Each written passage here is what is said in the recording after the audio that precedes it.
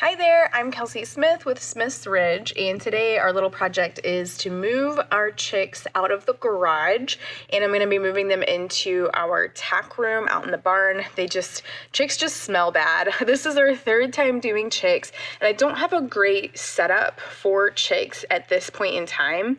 I really like to get a feel for different endeavors before investing too much in them. I have a setup that I'd like to eventually have for chicks, but I first want to, number one, try to drive some revenue with the chicks and see if it's something we want to do long term, and two, really just try to be a little bit scrappy and cognizant of our farm's profitability before doing those investments. So right now I have chicks in a big Christmas tree box, and I've got another Christmas tree box that I'll be moving them into, and plus another tote essentially.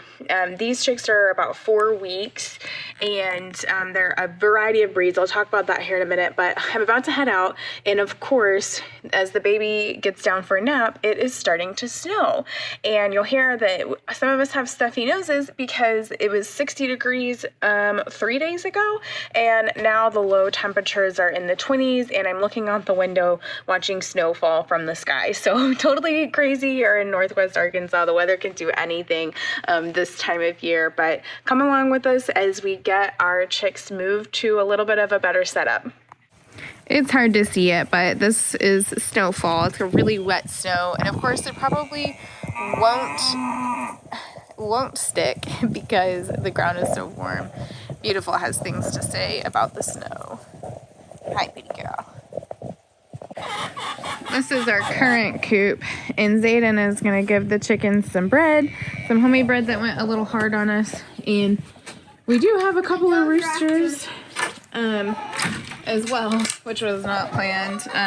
But this coop setup, we're going to do something totally different. We're going to be doing some chicken tractors, more of a regenerative concept for our chickens with this next group. You can just throw that on the ground, buddy. They'll eat it. There you go. And can you move the cord kind of off to the side? Oops. So, oopsies, oopsies. Thank you.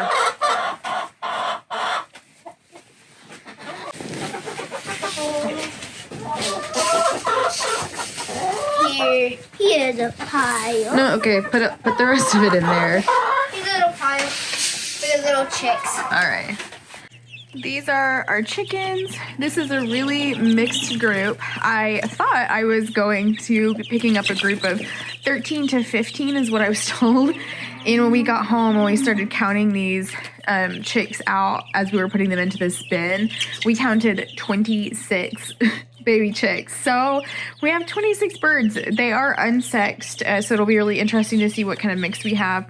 We've got 7 Silkies, and so this will be our first time with this breed. I am interested to see how the Silkies go. They're not as high production chicken, so I don't know that we'll be keeping them as a part of our flock long term, but it'll be interesting to see how we enjoy the breed. Then we've got 4 of the Polish. That's the black ones with the big kind of bumps on their head, for lack of a better word. They're also kind of they're a European breed, and they're kind of a lower production breed. So we'll see how we enjoy them. And then the rest, which I think makes, 17 left or something, they're all just a mixed laying breed. So we've got some Cinnamon Queens, some Rhode Island Reds. And the black that's mixed in here is the Ayam Cemani rooster that's been mixed with these laying hens.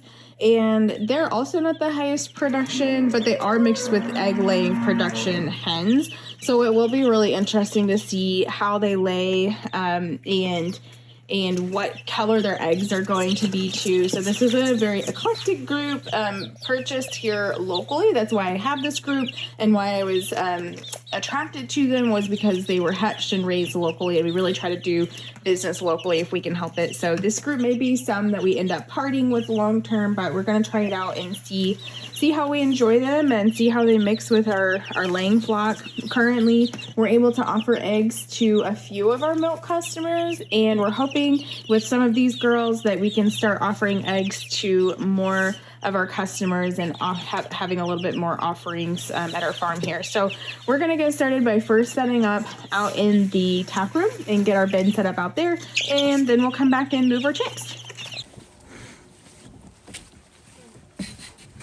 Hopefully it fits just right where we made a spot over there. Zayden, no, buddy. Put it up against the wall where there's space. Huck, come here. All right, so this is gonna be their setup. The nice thing is it's not in our garage. We won't be sneaking the garage up. Eventually, like I said earlier, I'd like to have a more permanent setup for chicks, but this is just gonna have to do with what we've got right now, and it'll be nice to have them in a different box. Our other box, we leaked water out and it just made a mess out of cardboard, so we're gonna throw it out, and hopefully we can keep this one a little more dry. It's videoing. Annie, Huck, out. Out. So Zayden, set that down up here. And then Marcy, do the same thing, okay? Yep. Hey, it's one of the bob-headed. Hey, buddy, you're my favorite.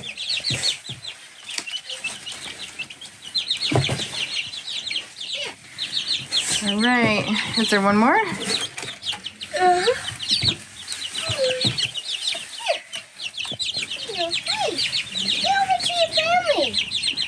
I need to get the heat lamp next so I can get him warmed up. All right, take the box with you. Let's go get some more. All right, we got these chicks all moved, settled in. Like I said earlier, our setup is less than ideal, but the reason I wanted to share this with you guys is just because if you're getting started, you don't have to have the full setup and all of the premium equipment to just get started in your homesteading experience.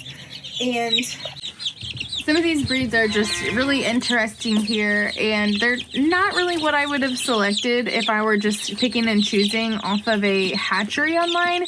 But whenever you do the online orders, you get different fees, and the chicks have to travel and ship, which I'm so not opposed to. They're fine in their little boxes, but I just really like that these chicks were local.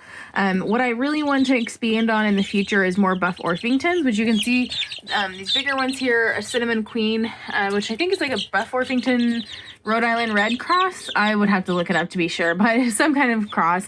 And so those types and the Easter egger types that I really like and want to have more of.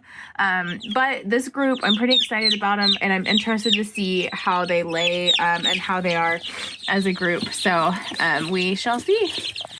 If I end up really liking raising chicks and want to expand more on our egg provisions, maybe doing some local farmers markets in the future, I don't really know what that will look like, but I'll definitely be more selective on my breeds, and but I'll know more because I'll have this experience with this group that's kind of eclectic, if you will.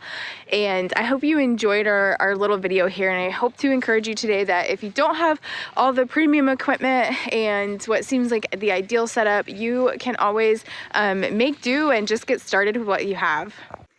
I wanted to extend this video just a little bit after I got to thinking about it in order to be a little more helpful for anyone watching this video. If you are getting started with chicks or growing your first group of chicks, you will definitely need a heat lamp. You will definitely need a good feeder. Feeding them out of a little like lid or cup or bin doesn't work. You need an actual chick feeder, and then a good chick water. They will go through the water in this chick starter feed. So be sure to, you'll check on them each and every day, making sure that they've got access to clean water and plenty of grain. And you also need a bin to keep them in. So my first two groups, I did 6 to 8 chicks, and I had them in a dog crate that I put borders around the bottom. And it worked out beautifully. The challenge was that I had to kind of, in order to get the chicks, you had to be down on all fours and like open the dog crate to get in there. And that was really a pain. So I don't know if I really recommend it, but it worked out fine for our first group. And then now we've got these boxes. Eventually what I'd like to do is more of a, like the big water stock tanks, the galvanized stock tanks with something to cover them, something a little more permanent, or really just doing some more research on what an official setup looks like. But I really like to be a little scrappy in my farming and not go out and buy a bunch of equipment, because while I like to support especially local businesses, I find that oftentimes a lot of items are over marketed and not as necessary. So I like to just experiment a little bit and discover what is really necessary and obtain what we truly need in order to raise happy, healthy animals. I hope you liked this video. If you did, be sure to subscribe. Let us know what your setup looks like. If you have raised chicks and if you've got some experience that you want to share, please be sure to leave a comment and let us know, because I'd really love to hear about that.